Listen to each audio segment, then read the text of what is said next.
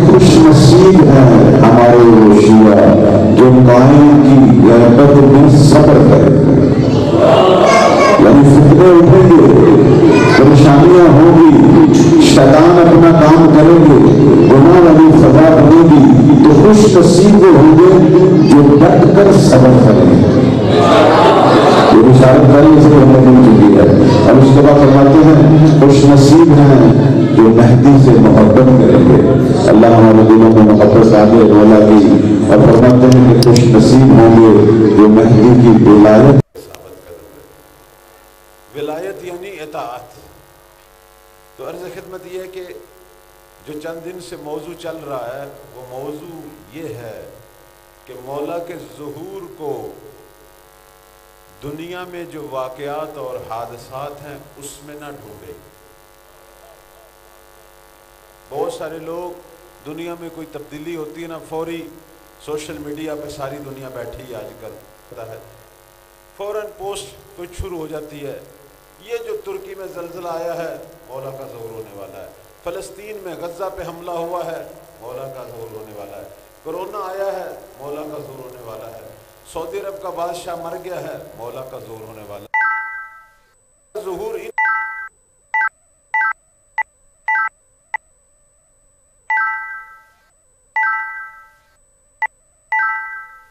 محمد و آل محمد۔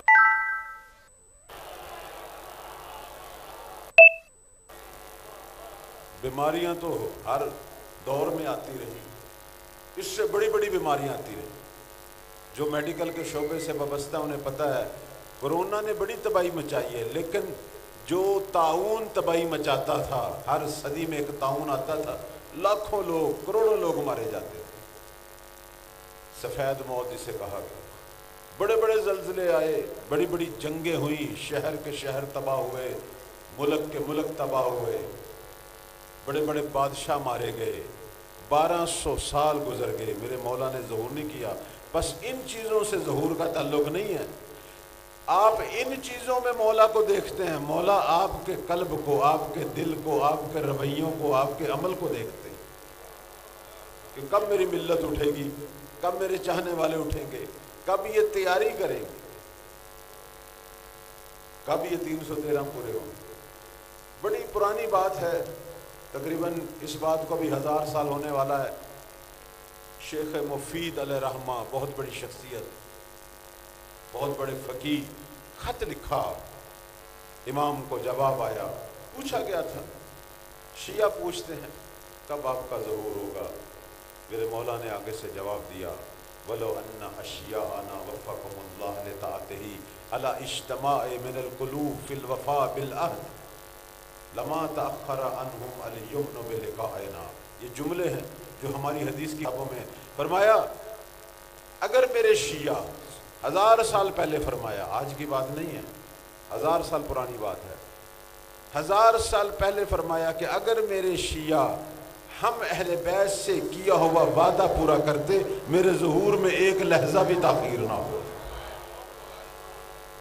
تاخیر کی وجہ نہ خدا ہے نہ باہر کے حالات ہیں، تاخیر کی وجہ ہم خود ہیں۔ بعض دفعہ علماء سے پوچھا جاتا ہے کہ مولا کا ظہور کیوں نہیں ہوتا، وہ آگے سے جان چھڑانے کے لیے جواب دیتے ہیں، ابھی اللہ کی مرضی نہیں ہوئی۔ بھئی اللہ کی مرضی تو 1200 سال پہلے کی ہو گئی تھی جب اس نے مہدی بھیج دیا تھا، مہدی بھیج دیا، اسے علم دے دیا، طاقت دے دی، صرف ایک شرط تھی جو ہم نے پوری کرنی تھی کہ میں نے جسے بھیجا ہے اس کے مزاج کے مطابق تیار ہو جاؤ۔ تیاری کی کمی ہماری طرف سے، نہ پروردگار کی طرف سے، نہ محمد و آل محمد کی طرف سے۔ صلوات پڑھیں بر محمد و آل محمد۔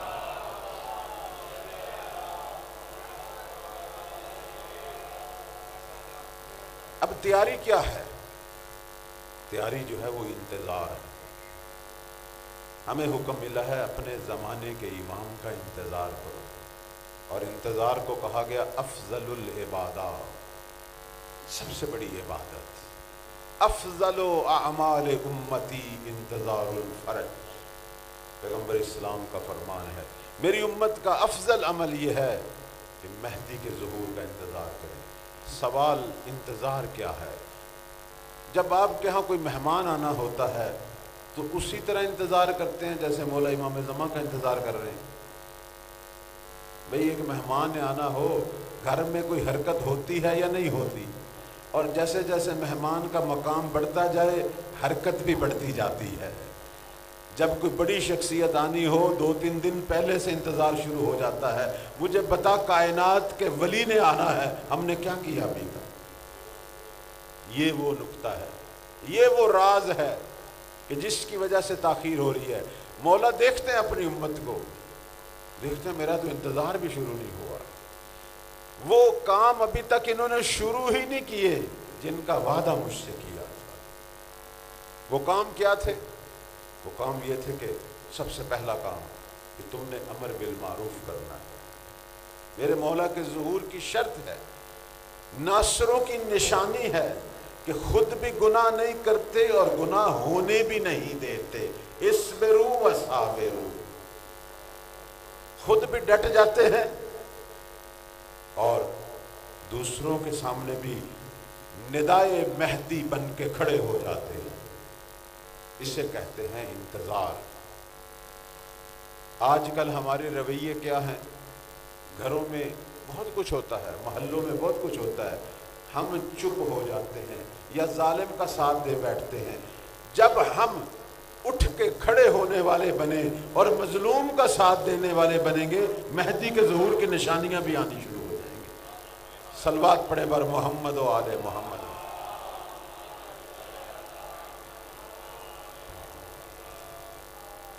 تو عرض خدمت یہ ہے کہ انتظار ہماری طرف سے شروع نہیں ہوا۔ آج کل جوان پوچھتے ہیں کہ کیسے گناہ کا مقابلہ کریں؟ آپ لوگ آتے ہیں، درس سناتے ہیں، کوئی مجلس سناتے ہیں، ہم سن لیتے ہیں، 2-3 دن اثر ہوتا ہے، پھر دوبارہ وہی روٹین۔ واقعاً سخت ہے، گناہ کا مقابلہ بڑا سخت ہے، نفس کا مقابلہ سخت ہے، میں اسے مانتا ہوں، یہ کوئی آسان کام نہیں ہے۔ ایک بہت بڑے دانشور ڈاکٹر علی شریعتی، نام سنا ہوگا آپ نے، بہت بڑی شخصیت، علامہ اقبال کے بعد دنیا اسلام کا بہت بڑا علمی سپوت ڈاکٹر علی شریعتی۔ انہوں نے ایک بڑا خوبصورت جملہ ہے، کہنے لگے کہ جب میں علامہ بنا، بہت بڑا عالم، میں نے کہا میں اپنی ملت شیعہ کو صحیح راستوں پہ لگاؤں، کوشش کی، لیکن کچھ عرصے کے بعد مجھے سمجھ آئی کہ نہیں، یہ میرا کام نہیں ہے، مشکل ہے، چلو میں اپنے ملک کی حد تک کام کرتا ہوں۔ پھر کچھ عرصے بعد سمجھ آئی نہیں، یہ نہیں ہو سکتا، اپنے شہر کی حد تک کام کرتا ہوں۔ کچھ عرصے کے بعد پتہ چلا نہیں، یہ بھی سخت ہے، شہر کو چھوڑ اپنے خاندان کی تربیت کرتا ہوں۔ پھر پتہ چلا نہیں، خاندان کوئی بھی نہیں مانتا، چھوڑو اپنی فیملی، اپنے بھی بچوں کی تربیت کرتا ہوں۔ کچھ عرصے کے بعد پتہ چلا یہ بھی کوئی آسان کام نہیں، سوچا چلو اپنی تربیت کر لوں۔ جب اپنی تربیت شروع کی تو پتہ چلا اصل مشکل تو میرے اندر ہے۔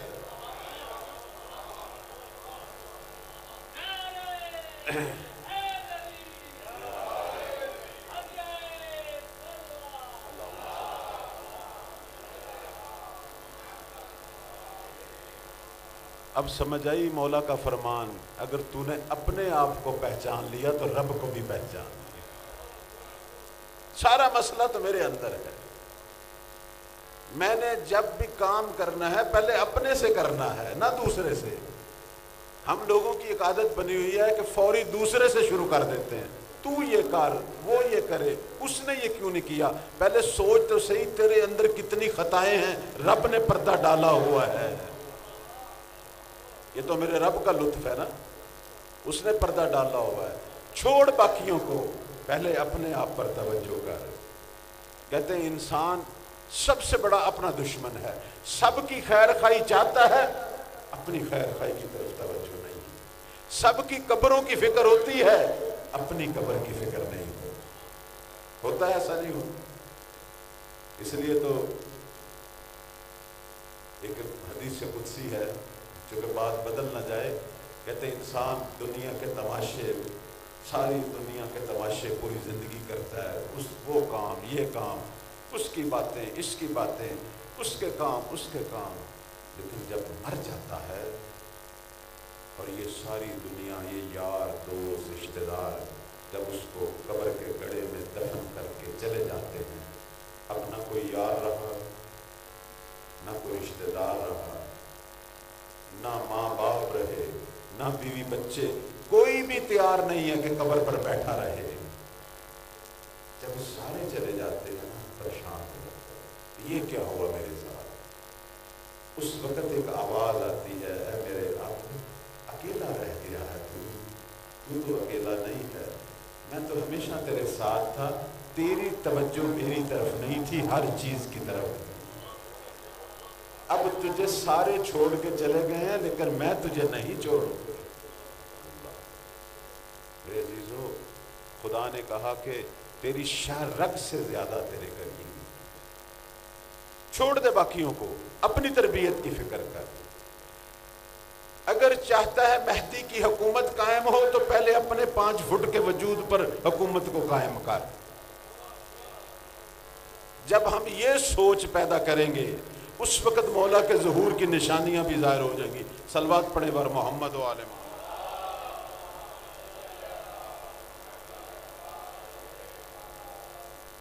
लेकिन बाज़ दफ़ा बच्चे जवान पूछते हैं कि कैसे करें, गुनाह नहीं छूटता, अपनी इस्लाह भी करना चाहते हैं।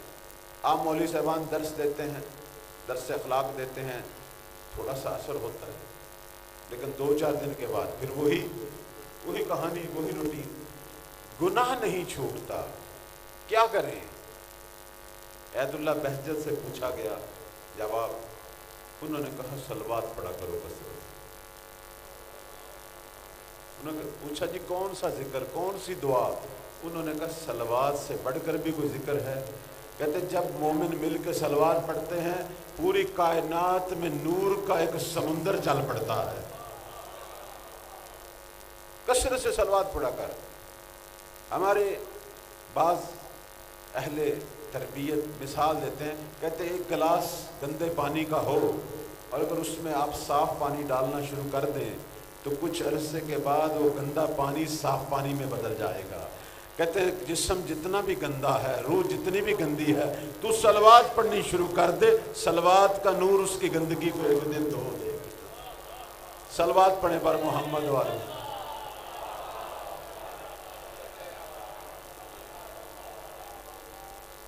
ये आसान सा राह है, लेकिन अगर सही पूछें तो मैं कहूँगा सही जो राह है वो ये है कि कोई ऐसा काम कर कि तुझ पे इमाम की निगाह पड़ जाए। निगाह इमाम का जो लुत्फ है वो तो ज़िंदगी ही बदल देता है, बदल जाती है ज़िंदगी, काया पलट जाती है। कोई ऐसा काम कर। इस वक्त आपके हाथों में मोबाइल हैं, सोशल मीडिया है। एक नुक्ता मैं यहाँ कहूँगा वो ये कि ये जो हमारे लोगों को आदत है मोबाइल, सबसे ज़्यादा टाइम तो मोबाइल पे गुजरता है, लेकिन ये ज़हन में रखें मोबाइल पे खैर व शर की जंग है, हक़ व बातिल की जंग है।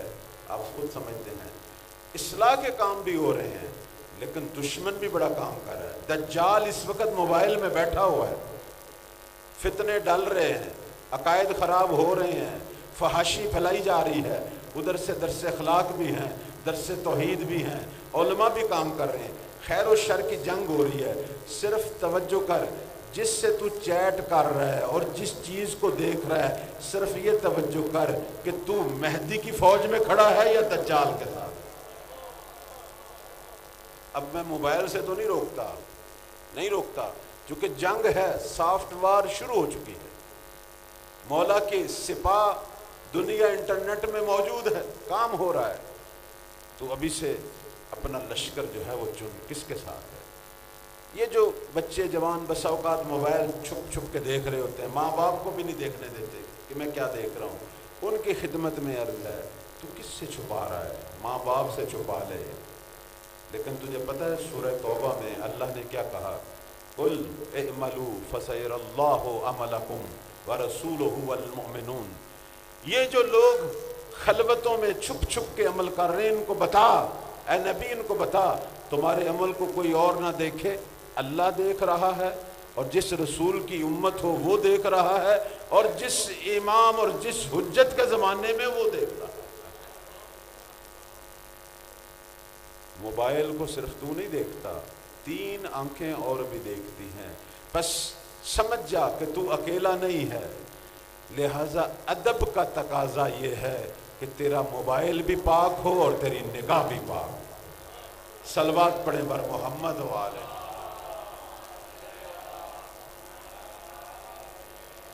میں اپنے جوانوں بچوں کو کہوں کہ کل امام کا ظہور ہو جائے، اگر وہ تجھ سے موبائل مانگ لے، تیرے اندر اتنا اعتماد اور یقین ہو، 2 سپرد کر دیں، اتنا پاک ہونا چاہیے یہ موبائل۔ جب اس طرح کا ہمارا ذہن بنے گا، یہ وہی زمانہ ہے جب مولا کے ظہور کی نشانیاں دیکھیں گے۔ صلوات پڑھیں بر محمد و آلہ محمد۔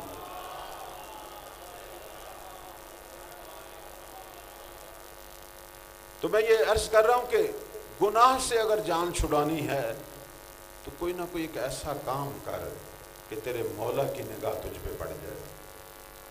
کسی موبائل سے کوئی نیک کام شروع کر دے، کوئی اچھا نکتہ سنا، کوئی اچھی سپیچ سنی، کوئی اچھے جملے سنے، سوشل میڈیا پہ میرے مولا کا سپاہی بن کے تبلیغ شروع کر دے۔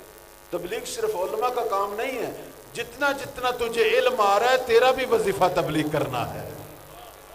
تبلیغ کا تعلق اس لباس سے نہیں ہے میرے حضور، تبلیغ کا تعلق علم سے ہے۔ جیسے جیسے تیرا علم بڑھ رہا ہے تجھ پر واجب ہے باقی مومنوں کو تبلیغ کر، نصیحت کر۔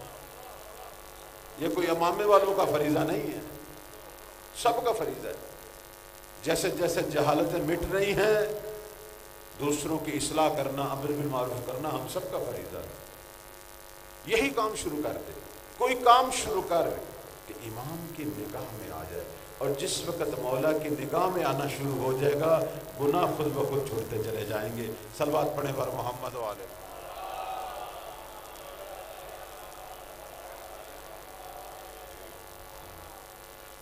ایک بہت بڑی شخصیت سید اسماعیل ہمیری، نام سنا ہوگا، چھٹے مولا کے زمانے میں امام صادق علیہ السلام کے دور میں تھے۔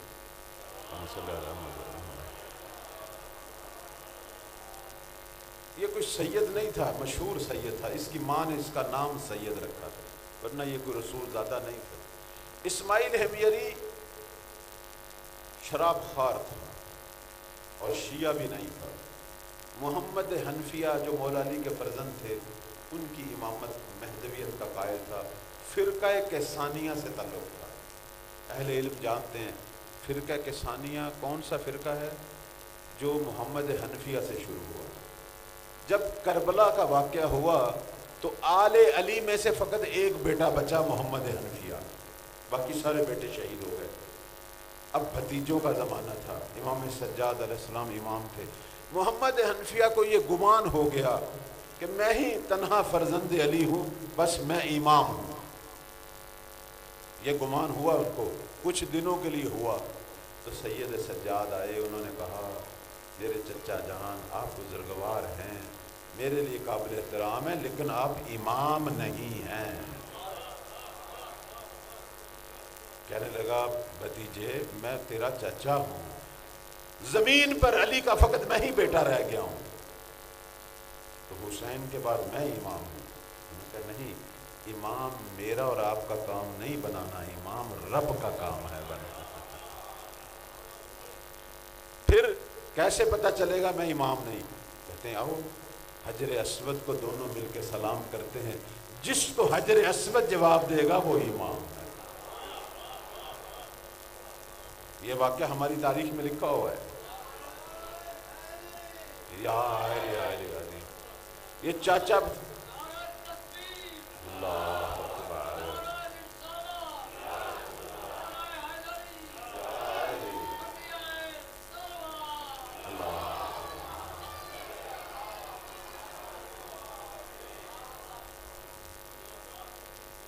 تاریخ میں لکھا ہے یہ واقعہ کہ دونوں چاچا بھتیجا پہنچے حجر اسود کے سامنے۔ میرے مولا نے کہا چچا آپ سلام کریں۔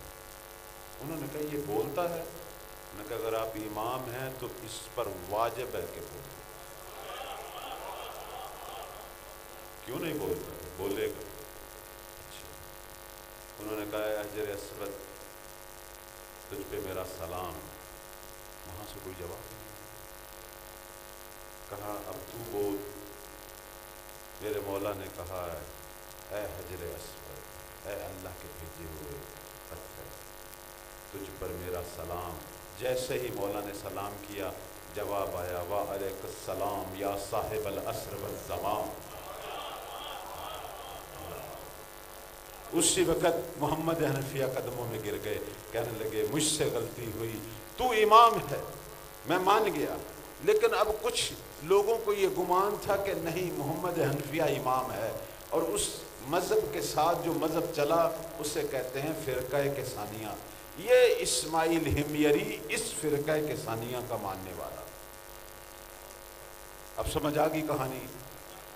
عقیدے کے اعتبار سے بھی گمراہ اور ادھر سے شراب خور، لیکن اس میں ایک خوبی تھی. وہ کیا تھی؟ فضائل علی پہ شعر بناتا تھا، قصیدے بناتا تھا. 2300 قصیدہ اس نے بنایا، اور اس کا یہ دعویٰ تھا کہ اگر علی کی کوئی خوبی ایسی ہو کہ جس پہ میں نے قصیدہ نہیں بنایا، جتنا انعام لینا مجھ سے لے. اتنا بڑا محب مولا علی کا، لیکن شراب خور تھا اور گمراہ بھی تھا. کہتے ہیں چھٹے مولا کی خدمت میں کسی نے شکایت کی کہ وہ ایک قصیدہ خواں ہے، شاعر ہے، لیکن شراب خور ہے، اس کے بارے میں آپ کا کیا خیال ہے؟ میرے مولا نے مسکرا کے کہا چونکہ میرے دادا علی کے فضائل کو نشر کرتا ہے، خدا مرنے سے پہلے اس کی بخشش کا ساماں کرے.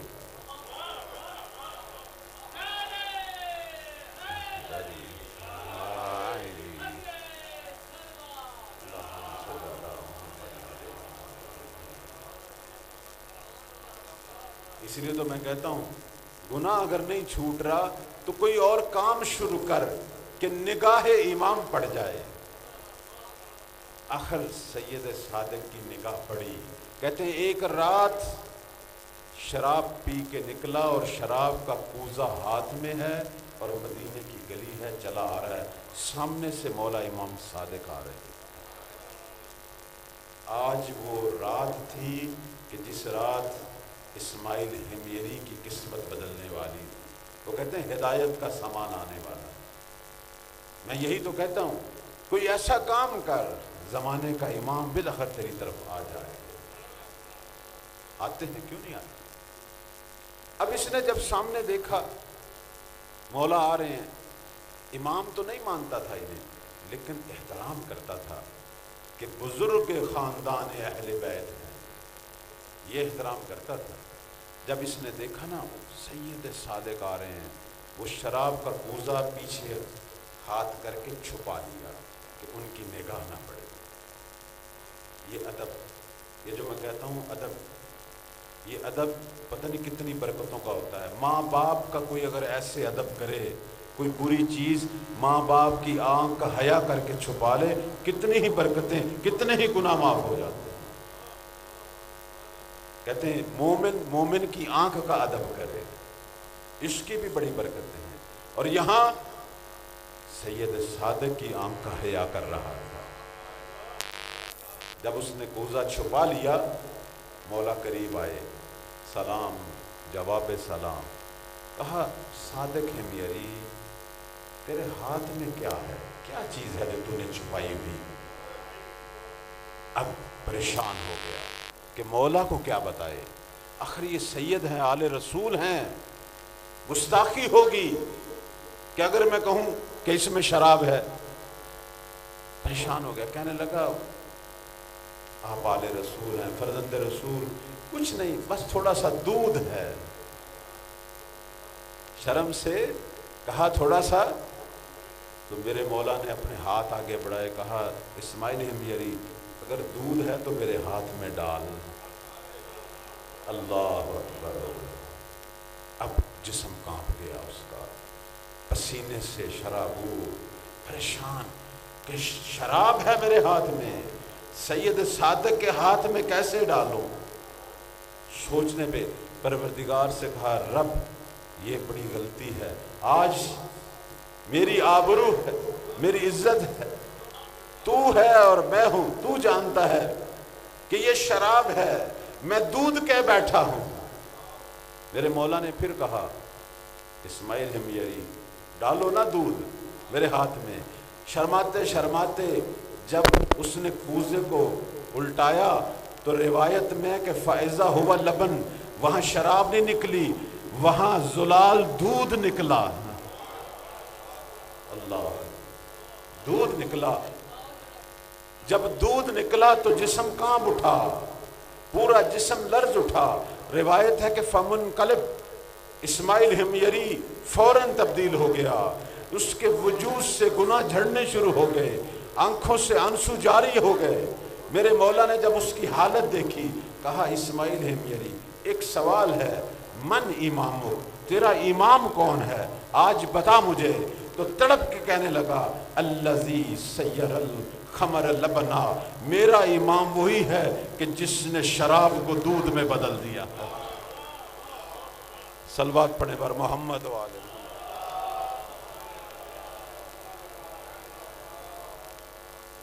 میرے عزیزو، کوئی ایسا کام کرو نا کہ امام کی نگاہ پڑے۔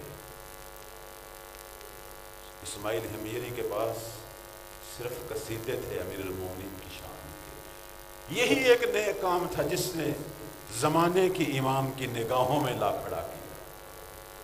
اور امام کی نگاہ ہم پر ہوتی ہے، کیوں نہیں ہوتی؟ ہمارے دلوں کو دیکھتے ہیں، سب کچھ جانتے ہیں۔ تو سمجھتا ہے انہوں کو نہیں پتہ چلتا، انہیں پتہ چلتا ہے ہمارے دلوں کو۔ یہ جو ہمارے ہاں ایک رسم ہے، ہم لوگ نیمہ شعبان کو عریضے لکھتے ہیں، بیٹھ کے عریضے لکھتے ہیں سارے، پھر کیا کرتے ہیں اسے، پھر اسے بند کرتے ہیں، پھر اٹے میں ڈالتے ہیں، پھر کیا کرتے ہیں، پھر کسی پانی میں بہا دیتے ہیں، اور یہ سمجھتے ہیں کہ اب بعد میں مولا آئیں گے، اس کو نکالیں گے، پڑھیں گے۔ یہی عقیدہ ہے نا میرے عزیزو۔ آج ہم اپنے ناقص علم سے اتنی ترقی کر گئے ہیں، آپ موبائل کھولتے ہیں، واٹس ایپ کھولتے ہیں، کوئی بھی ہے، امریکہ میں شخص بیٹھا ہوا ہے، آپ ادھر پیغام لکھتے جاتے ہیں، وہ پڑھتا جاتا ہے۔ جب تو ناقص علم سے اتنی ترقی کر گیا ہے تو کیوں سوچتا ہے تیرا عریضہ اس وقت مولا پڑھے گا؟ جب تو لکھ رہا تھا میرے مولا نے اسی وقت پڑھ لیا۔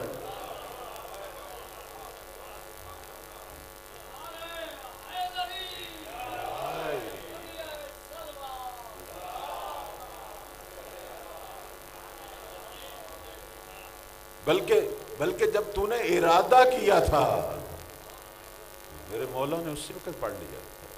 اور کیوں سال میں ایک دن رکھا ہوا ہے مولا سے گفتگو کے لیے؟ تو ہر روز گفتگو کر، ہر دن کر، وقت کا حی و حاضر امام ہے۔ یہ المیہ نہیں ہے کہ ہم نے سال میں ایک دن، تو ہر روز عریضہ لکھ، ہر روز گفتگو کر۔ بلکہ گفتگو بھی نہیں کرنا چاہتا، اپنے دل میں پکار اپنے مولا کو، تیری پکار کو سنے۔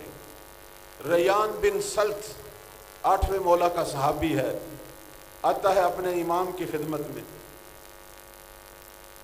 کہتا ہے پتہ نہیں زندگی میں دوبارہ مجھے موقع ملے گا نہیں ملے گا، دل کرتا ہے، اپنے دل میں باتیں کر رہا ہے، دل کرتا ہے مولا اپنی کسی قمیص کا ایک ٹکڑا مجھے دے دیں جس سے اپنے کفن میرا کروں۔ ایک تو یہ خواہش دل میں ابھر رہی ہے، اور دوسری کیا خواہش ہو گئی؟ کاش مولا اپنے متبرک مال میں سے چند دینار مجھے دیں، بازار سے 2 انگوٹھیاں اپنی 2 بیٹیوں کے لیے لے کے جاؤں اور کہوں امام رضا کا تحفہ ہے۔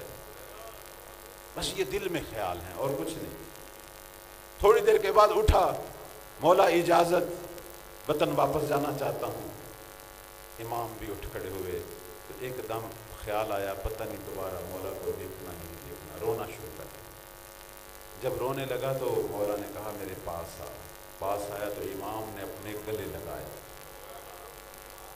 اور امام کی آنکھوں سے بھی آنسو آ گئے، چونکہ امام کو پتہ تھا اس نے دوبارہ نہیں آنا۔ دونوں روئے، امام بھی روئے اور امتی بھی رویا۔ تھوڑی دیر کے بعد مولا نے کہا ریان میری دعائیں تیرے ساتھ ہیں۔ الوداع ہو کے جب جانے لگا نا تو امام نے کہا ریان وہ سامنے کرسی پہ میں نے اپنی قمیض رکھی ہے جس سے تو اپنا کفن بنا لینا۔ اس نے نہیں کہا تھا، صرف دل میں خیال آیا۔ میرے عزیزو تو دل میں خیال آتا ہے مہدی کو سمجھ آ جاتی۔ کہنے لگا مولا آپ کو کیسے پتا چلا؟ فرمایا یہ میں نے پہلے سے رکھی ہوئی، تو نے ابھی سوچا ہے، مجھے پتا تھا تو نے کیا سوچنا ہے۔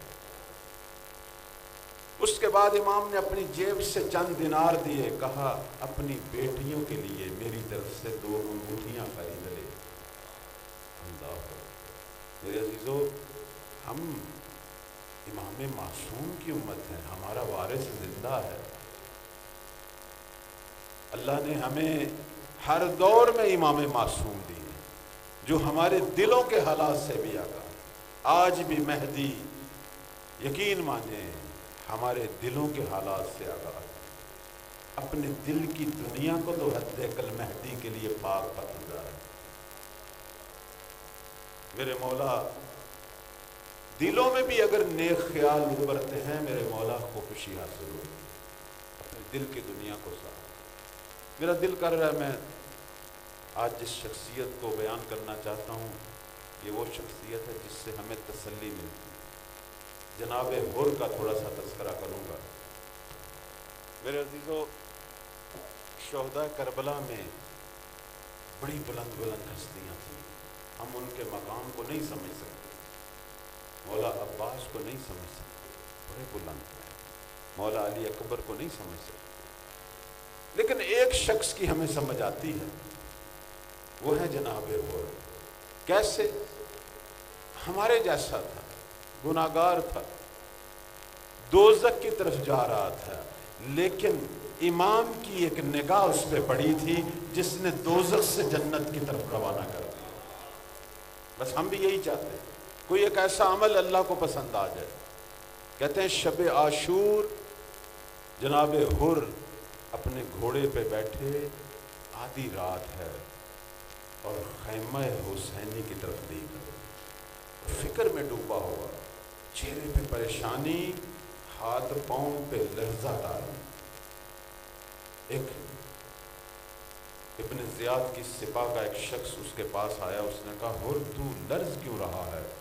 مجھ سے اگر کوئی پوچھے عرب کا شجاع شخص کون ہے میں تیرا نام لیتا، یہ چند انسان ہیں، چند جوان بوڑھے بچے، یہ 72، ہم 30,000 اور تو لرز رہا ہے۔ کہنے لگا تجھے نہیں پتا میں اپنے آپ کو اس وقت جنت اور جہنم کے درمیان محسوس کر رہا ہوں۔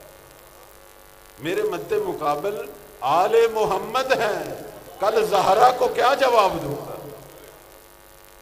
ہمارے ایک بہت بڑے عالم گزرے علامہ اختر عباس نجفی، فرمایا کرتے تھے یہ حر پہ جو اللہ کا لطف ہوا نا، ایک ہی رات میں جہنم کی طرف جانے والا حر جنت کی طرف گیا۔ اس نے بی بی زہرا کا حیا کیا۔ کب کیا تھا؟ جب اس نے گھوڑے کی لگام میں ہاتھ ڈالا تھا نا، مولا کے زلجنا کو روکنا چاہا اور امام نے کہا کہ تجھ پہ تیری ماں روئے، تو غصے سے امام کی طرف دیکھا اور یہ نہیں آگے سے، کیونکہ عرب کے اندر یہ بہت بڑی بات تھی ماں کا ذکر کرنا، غصے سے امام کی طرف دیکھا، صرف یہ کہا حسین اگر کوئی اور ہوتا میں بھی اسے ایسا ہی جواب دیتا، لیکن کیا کروں تیری ماں زہرا ہے۔ بس یہ حیا تھا کہ جس نے حر کی زندگی میں تبدیلی لانی تھی۔ میں اس لیے اپنے بچوں اور جوانوں کو کہتا ہوں کہ گناہ کے وقت کم از کم حیا کر لیا کرو، مہدی دیکھ رہا۔ اللہ بس یہ وہ وقت تھا جب اس میں اندر تبدیلی شروع ہوئی۔ اب آدھی رات ہے، سامنے خیمہ حسینی دیکھ رہا ہے، پریشان۔ خیمے کے اندر اس کے اپنے خیمے میں کھانا لگ گیا، دسترخوان بچ گیا، نوکر آیا، اس نے کہا آقا کھانا لگ گیا ہے، تشریف لائیں۔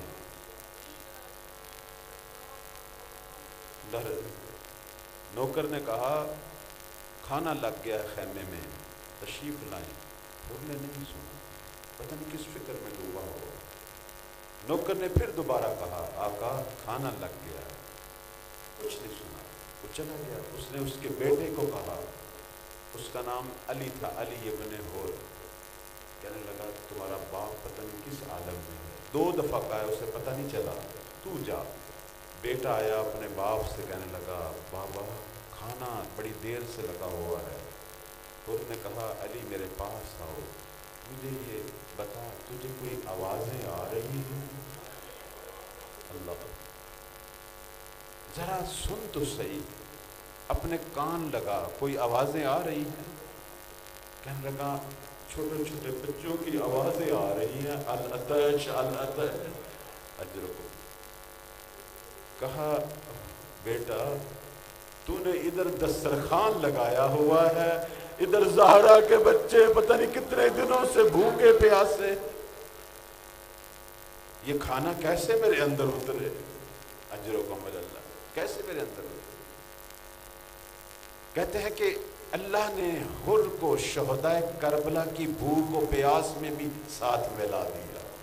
اس رات حر نے کچھ نہیں کھایا اور نہ پانی پیا، ساری رات اپنے گھوڑے پہ بیٹھا خیمہ حسینی کو دیکھتا رہا۔ صبح ہوئی، عمر ابن سعد کے خیمے میں گیا، کہنے لگا مجھے سچی بتا، واقعاً آل رسول پر حملہ کرنا ہے؟ اللہ، اس نے کہا یہ ابن زیاد کا خط ہے، اس کا خط ہے کہ ان کی گردنیں اتاری جائیں اور بازو کاٹے جائیں۔ بس یہ سننا تھا، تڑپ کے باہر آیا۔ 30,000 فوج کا سپہ سالار حر، اس نے 30,000 فوج پر لعنت بھیجی اور خیمہ حسینی کی طرف اپنا گھوڑا بڑھا دیا، کسی کی جرت نہیں تھی اسے روکے۔ جب حر کا گھوڑا دوڑا نا تو بیٹا بھی ساتھ ساتھ اپنا گھوڑا دوڑاتا ہوا باپ کے پیچھے پیچھے چلا۔ اب سامنے میرے مولا کے خیمہ گاہ میں مولا نے دور سے جب 2 گھوڑ سوار آتے دیکھے، ایک نگاہ سے دیکھے، کہا عباس اٹھو، مہمان آ رہے ہیں، ان کے استقبال کے لیے جاؤ نا، ان کو احترام سے لے کے آؤ۔ عباس جب گھوڑے پہ بیٹھے، جب دوڑایا گھوڑا، مولا عباس کے گھوڑے کی ٹاپیں جب حر نے سنی تو فوراً چیخا، کہا عباس میں لڑنے کے لیے نہیں آ رہا، میں تو معافی مانگنے کے لیے آ رہا ہوں۔ اجرکم اللہ۔ مولا عباس نے کہا میں بھی تیرا استقبال کرنے کے لیے آ رہا ہوں۔ حر کو لے کر سید الشہداء کے پاس پہنچے۔ حر نے جب حسین کو دیکھا نا تو قدموں میں گر گیا، قدموں میں گرا ہے اور خاک کربلا پہ اپنی پیشانی رگڑ رہا ہے، کہنے لگا حسین حلی من توبہ، آیا مجھ جیسے مجرم کے لیے جس نے تیرا راستہ روکا، تجھ پہ پانی بند کیا، آیا میرے لیے توبہ کی گنجائش ہے؟ اللہ اکبر۔ میرے مولا نے حر کو اٹھایا، اپنے گلے سے لگایا، کہا حر میں نے بھی تجھے معاف کیا، میرے رب نے بھی تجھے معاف کیا۔ کہنے لگا مولا میرے جرم بہت زیادہ ہیں، مجھے اجازت دیں۔ امام نے کہا حر پہلے بھی تو ایک دفعہ آیا تھا پیاسا، تیرے ہونٹ خشک تھے، تیرے گھوڑے پیاسے تھے، تیرا لشکر پیاسا تھا، لیکن اس وقت ہمارے مشکیزے بھرے ہوئے تھے، لیکن حر آج بھی تو پیاسا آیا ہے، لیکن آل رسول کے پاس پانی نہیں، ورنہ تجھے کوئی پانی پلاتے۔ اجر کو بس حر نے اجازت لی، چل پڑا قتل گاہ کی طرف، لیکن اپنے بیٹے کو دیکھا بیٹا دیکھ رہا ہے باپ کو، حر رک گیا، سوچا کہیں میرے لاشے کو دیکھ کر میرا بیٹا بدل نہ جائے، کہیں حسین کو نہ چھوڑ جائے۔ کہا بیٹا پہلے تو جا، میں پہلے تجھے شہید ہوتا دیکھوں گا، تیری شہادت کا صدمہ لوں گا، پھر میں شہید ہوں۔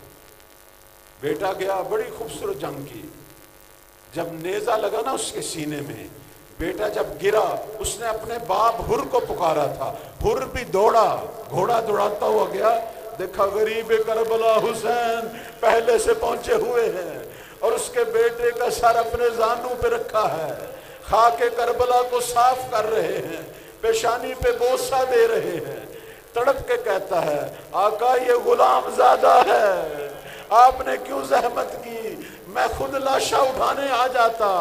کہا حور تو بوڑھا باپ ہے، بوڑھے باپ جوان بیٹوں کے لاشیں نہیں اٹھاتے، میں خود لاشا لے کے جاؤں گا۔ میں کہوں گا مولا بھی آپ نے کہہ تو دیا، 2 گھنٹے بعد اکبر کا بھی لاشا گرنے والا۔ اللہ لعنت اللہ علیہ الظالمین۔